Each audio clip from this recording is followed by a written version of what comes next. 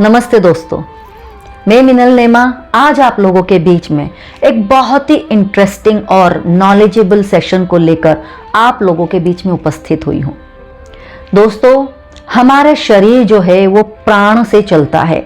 हमारे शरीर में जो प्राण ऊर्जा कार्य कर रही है उसी से ही हमारा जीवन चल रहा है। ये जो प्राण ऊर्जा होती है वो क्या होती है, उनके कितने प्रकार होते हैं, आज हम उनके बारे में संपूर्ण जानकारी लेंगे। दोस्तों, सबसे पहले तो मैं ये बताना चाहती हूँ कि जो क्रिया योग होता है वो ध्यान की बहुत ही उच्च अवस्था को पाने और संतुलित और आनंदित जीवन को पाने की बहुत ही पावरफुल टेक्निक होती है। ये एक साइंटिफिक और ऑथेंटिक विधि है। ये इतनी गूढ़ और इफेक्टिव टेक्निक है जो हमारे भौतिक और आध्यात्मिक जीवन को रॉकेट की स्पीड से उन्नति करने में सहायता करती है। दोस्तों, 19वीं शताब्दी में पहली बार श्री महाअवतार बाबा जी द्वारा क्रिया योग की दीक्षा श्री श्यामाचरण जी लाहिड़ी महाशय जी को दी गई थी और आज भी ये उसी ही दीक्षा पद्धति द्वारा सभी साधकों को दी जाती है। मैंने अपनी पिछली वीडियो में क्रिया योग का महत्व और उनके सेंटर्स के बारे में पूरी जानकारी विस्तार से दी है और क्रिया योग से मेरे जीवन में क्या अनुभव मैंने पाया है उसे भी मैंने विस्तार से बतलाया है। आप उन दोनों वीडियो को अवश्य देखें। दोस्तों, क्रिया योग प्रैक्टिस में 10 प्रकार की क्रियाएं होती है, जिसमें 3rd और 6th स्टेप के अभ्यास से हमारी ईड़ा और पिंगला नाड़ी खुलने लगती है। इनमें सतत प्राण ऊर्जा का प्रवाह बहने लगता है। ये प्राण ऊर्जा सुषुम्ना में प्रवेश करने लगती है, जिससे साधक की आध्यात्मिक उन्नति बहुत ही स्पीड से होने लगती है। इसलिए इसे ध्यान योग में रॉकेट विधि कहा जाता है, क्योंकि जब प्राण ऊर्जा सुषुम्ना में प्रवेश करती है तो वो सारे चक्रों को एक्टिवेट करते हुए ऊपर की ओर उठती है, जिसे साधक कुंडलिनी जागरण भी कहते हैं, और सारे चक्रों का भेदन करते हुए सहस्त्रार में विलीन हो जाती है और इसके बाद ही साधक के असली जीवन की शुरुआत होती है। दोस्तों, क्रिया योग अभ्यास से जिन नाड़ियों के सक्रिय होने से आध्यात्मिक और भौतिक उन्नति होती है उनके बारे में आज हम विस्तार से पूर्ण जानकारी लेंगे। ये नाड़ियां क्या होती है, इनका हमारे जीवन पर किस तरह का प्रभाव पड़ता है और इनका स्वर विज्ञान से क्या संबंध है, इसके बारे में हम पूर्ण जानकारी लेंगे। इसलिए वीडियो को स्किप किए बिना एंड तक जरूर देखें, क्योंकि ये महत्वपूर्ण ज्ञान हर किसी को अवश्य ही होना चाहिए। इस ज्ञान का जीवन में अपनाकर हम अपना जीवन पूरी तरह से बदल सकते हैं। तो मेरे साथ इस वीडियो के एंड तक जरूर बने रहिएगा। दोस्तों, हमारे अस्तित्व में सब कुछ ड्युअलिटी है। जैसे लाभ है तो उसके साथ में हानि है, सुख है तो दुख है, दिन है तो रात है, स्त्री है तो पुरुष है। इसे ही द्वैत कहते हैं, यानी कि ड्युअलिटी कहते हैं। हमारे अंदर इस द्वैत का अनुभव हमारी रीढ़ में बाईं और दाहिनी तरफ मौजूद जो ईड़ा और पिंगला नाड़ियां होती है उनसे पैदा होता है। हमारा जो प्राणमय शरीर होता है उसमें 72,000 नाड़ियां होती है। ये 72,000 नाड़ियां 3 प्रमुख नाड़ियों से निकलती है, जो कि ईड़ा, पिंगला और सुषुम्ना कहलाती है। यहां नाड़ियों का मतलब कोई नस या धमनी नहीं है जिसे शरीर को चीरफाड़ करके उसे देखा जा सके, बल्कि नाड़ियां शरीर में उस मार्ग या रास्ते की तरह होती है जिनमें प्राणों का संचार होता है या जिसमें प्राणों का आवागमन होता है। प्राणों का ईड़ा या पिंगला में सक्रिय होने के कारण ही हमारे जीवन में द्वैत या ड्युअलिटी का अनुभव होता है। इसी ड्युअलिटी को ही शिव और शक्ति, मैस्कुलिन एंड फेमिनाइन एनर्जी कहते हैं। ये ही जो हमारी लॉजिकल माइंड यानी कि तर्क बुद्धि और इंट्यूशन माइंड, जिसे कि सहज ज्ञान कहते हैं, उसका प्रतीक होती है। ये जो ईड़ा नाड़ी होती है ये ऋणात्मक ऊर्जा का वहन करती है। ये हमारे शरीर के बाईं ओर अर्थात लेफ्ट साइड में स्थित होती है। ईड़ा द्वारा उत्पन्न जो ऊर्जा होती है उसे चंद्रमा के समान माना जाता है।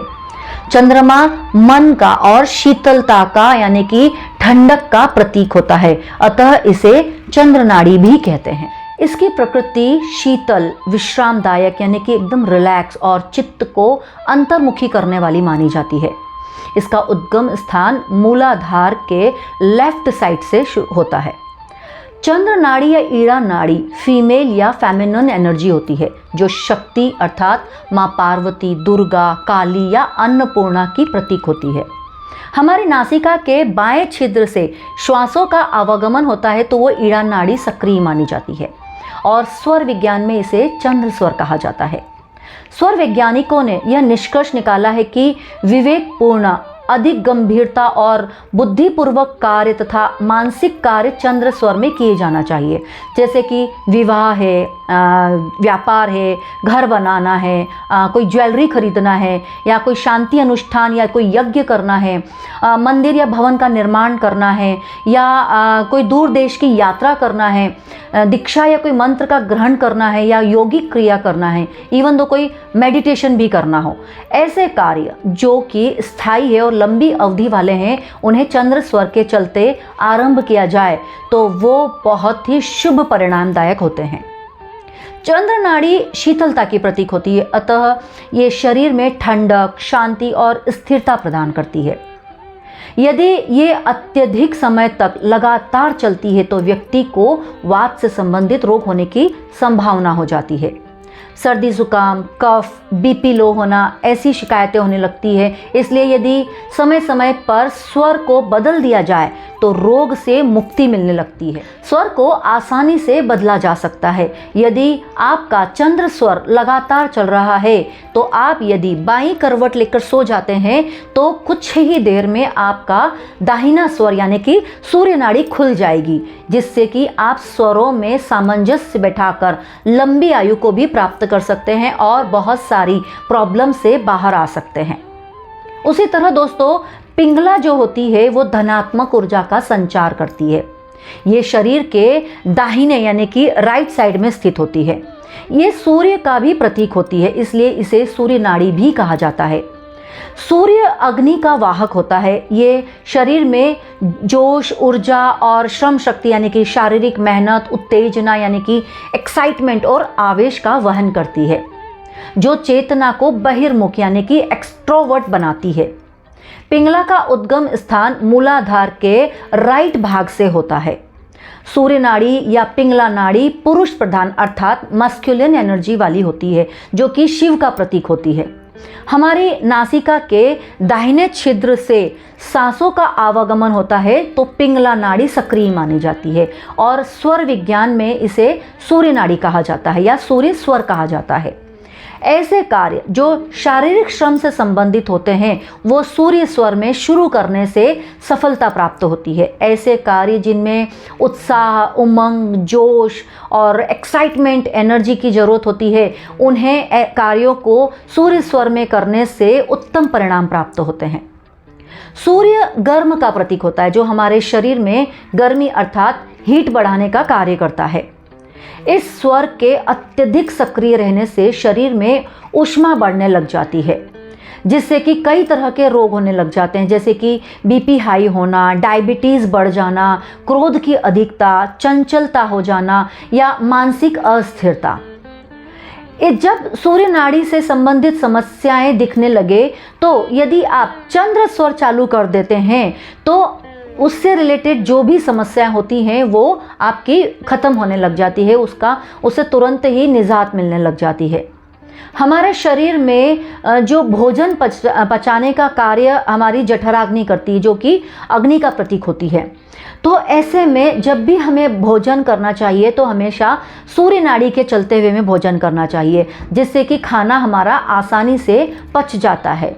और यदि आपको रात को अच्छी गहरी नींद लेना है तो आप यदि सूर्य नाड़ी में के चलते हुए में नींद लेते हैं तो आपको बहुत ही अच्छी गहरी नींद प्राप्त होती है। तो ऐसे समय में रात को आप यदि बाई करवट से सोते हैं तो आपकी सूर्य नाड़ी चालू हो जाती है और ऐसे में आपको बहुत ही गहरी नींद होती है। आप बहुत ही रिलैक्स वाली फीलिंग पाने लग जाते हैं जब आप सुबह उठते हैं। लेकिन जब आप ध्यान करने बैठते हैं तो उस वक्त यदि आप सूर्य नाड़ी में में बैठते हैं तो आपको ध्यान में आसानी से आप बैठ नहीं पाएंगे। क्यों? क्योंकि आप उस वक्त स्थिर नहीं हो पाएंगे। आपका शरीर जो है वो हमेशा वो हिलता डुलता रहेगा। तो इसलिए जब सूर्य स्वर चल रहा हो उस समय पर ध्यान लगाने के लिए नहीं बैठना चाहिए, क्योंकि जो सूर्य स्वर होता है वो चंचलता का प्रतीक होता है। तो इसमें बॉडी हमेशा मूवमेंट करती रहती है। इसलिए जब ध्यान करने बैठते हैं तो हमेशा हमें चंद्र नाड़ी में ही ध्यान करना चाहिए, जिससे कि स्थिरता और जो डीप मेडिटेशन की स्टेट जो होती है वो आसानी से पाने लग जाते हैं। इस तरह से दोस्तों हमने ईड़ा और पिंगला नाड़ी को क्या होती है उसके बारे में समझा, उसको बहुत ही अच्छे से डिटेल में समझा। जैसा कि अभी हमने जाना कि ईड़ा और पिंगला नाड़ी फेमिनिन और मस्कुलिन एनर्जी का प्रतीक है, लेकिन इसका तात्पर्य पुरुष या स्त्री के लिंग भेद से नहीं है। यदि किसी मेल पर्सन की ईड़ा नाड़ी अधिक सक्रिय है तो उसके अंदर फेमिनिन एनर्जी अर्थात स्त्री गुण हावी हो सकते हैं। उसी प्रकार यदि किसी फीमेल की पिंगला नाड़ी अधिक सक्रिय है तो उसमें मस्कुलिन एनर्जी अर्थात पुरुष प्रधान गुण हावी हो सकते हैं। ये गुण मेल या फीमेल से रिलेटेड नहीं होते हैं, बल्कि प्रकृति में मौजूद कुछ खास गुणों से संबंधित है। ये गुण हर इंसान में कम या ज़्यादा मौजूद होते हैं, लेकिन जो गुण ज़्यादा सक्रिय होता है वो हावी हो जाता है। यदि हर कोई ईड़ा और पिंगला के बीच में संतुलन बना सके तो दुनिया में वो बहुत ही प्रभावशाली हो सकता है। वो जीवन के सभी पहलुओं को संभाल सकता है और इसके लिए क्रिया योग अभ्यास बहुत ही पावरफुल है। क्रिया योग अभ्यास, प्राणायाम या स्वर विज्ञान और ध्यान, ये सब संतुलन के लिए बहुत ही ज़्यादा लाभदायक है। अधिकतर लोग ईड़ा और पिंगला में ही जीते और मर जाते हैं, लेकिन सुषुम्ना जहाँ पर इन दोनों नाड़ियों का मिलन होता है वह मध्य भाग अधिकतर लोगों का निष्क्रिय ही बना रहता है। अगर आप ईड़ा और पिंगला के प्रभाव में हैं तो आप बाहरी स्थितियों को देखकर ही रिएक्शन देते हैं। आपकी दृष्टि हमेशा बाह्य जगत की ओर ही होती है, परंतु एक बार सुषुम्ना में ऊर्जा का प्रवेश हो जाए तो व्यक्ति का जीवन बेहद संतुलित हो जाता है। ऐसा व्यक्ति स्थित प्रज्ञ हो जाता है। वो सदैव अपनी आत्मा में स्थित रहता है। फिर वो बाहर की किसी भी तरह की हलचल से अशांत नहीं होता है। वो चेतना की उच्च स्थिति को पाने लग जाता है। उसकी असली जीवन की शुरुआत तभी से होती है। दोस्तों, इन तीनों नाड़ियों में भी सुषुम्ना नाड़ी सबसे ज़्यादा मुख्य या इम्पॉर्टेंट नाड़ी है। सुषुम्ना नाड़ी जिसमें कि प्राण या श्वास प्राणायाम या ध्यान विधियों से ही प्रवाहित होता है। सुषुम्ना नाड़ी में जो प्राण या श्वास प्रभावित होता है उसे ही योग कहा जाता है। सुषुम्ना नाड़ी मूलाधार के मध्य भाग से आरंभ होकर सिर के सर्वोच्च स्थान पर स्थित सहस्त्रार तक पहुंचती है। हमारे शरीर के सभी चक्र सुषुम्ना में ही विद्यमान है। जब शरीर के सातों चक्र एक्टिवेट रहते हैं, अच्छी तरह से घूम रहे होते हैं, तो रीढ़ के सबसे निचले स्थान पर संभावित कुंडलिनी शक्ति रूपी ऊर्जा सुषुम्ना नाड़ी के साथ ऊपर की ओर प्रवाहित होने के लिए खुलने लग जाती है। चक्रों पर ध्यान करना, चक्रों को एक्टिवेट करने और उनमें ऊर्जा का संचार करने वाले आसन करना और प्राणायाम के विभिन्न रूपों का अभ्यास आदि करने से ऊर्जा का प्रवाह का मार्ग खुलने लग जाता है। और क्रिया योग टेक्निक में ये ही प्रक्रिया होती है। आसन, प्राणायाम और ध्यान, इन तीनों का ही संगम है क्रिया योग। तो जब ईड़ा पिंगला दोनों नाड़ियाँ एक साथ सक्रिय हो जाती है तो सुषुम्ना का द्वार खुलने लग जाता है, अर्थात नासिका के दोनों छिद्रों से श्वास बराबर चलने लगती है। तो प्रायः शरीर में संधि अवस्था होने लग जाती है। इस समय पारलौकिक भावनाएं जागृत होने लग जाती है।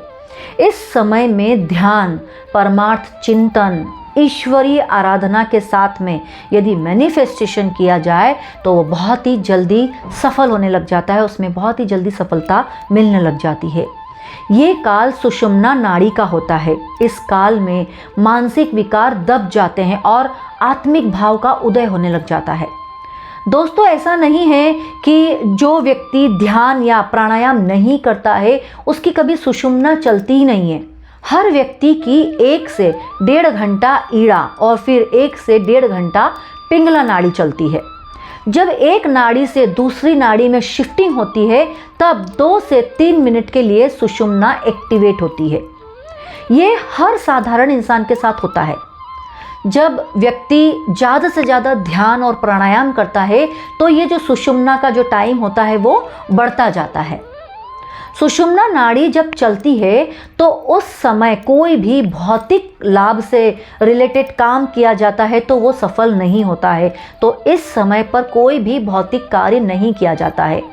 इस समय सिर्फ ध्यान या ईश्वरीय आराधना या मंत्र चैंटिंग करते हैं तो वो सिद्ध होने लग जाती है। और ऐसे सिद्ध मंत्र जब कभी हम अपने जीवन में कभी भी उनकी ज़रूरत पड़ती है और उनका उपयोग करते हैं तो हमारे सारे कार्य बहुत ही आसानी से सिद्ध हो जाते हैं, क्योंकि इस समय पर जो भी हम कार्य करते हैं वो सिद्ध हो जाता है।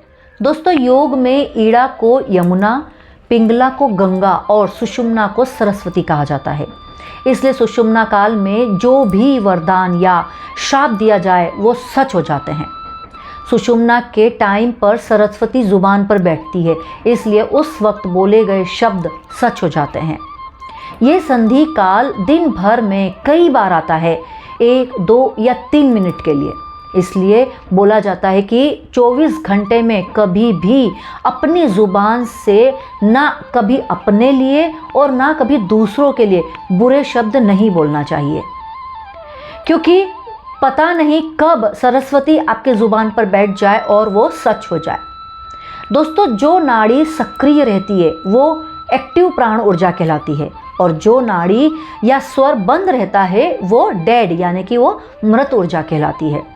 जब आप इसका अवेयरनेस के साथ में अभ्यास करना शुरू कर देंगे तो आपको दिन भर में कौन सी नाड़ी चल रही है ये पता लगाना बहुत ही आसान हो जाएगा।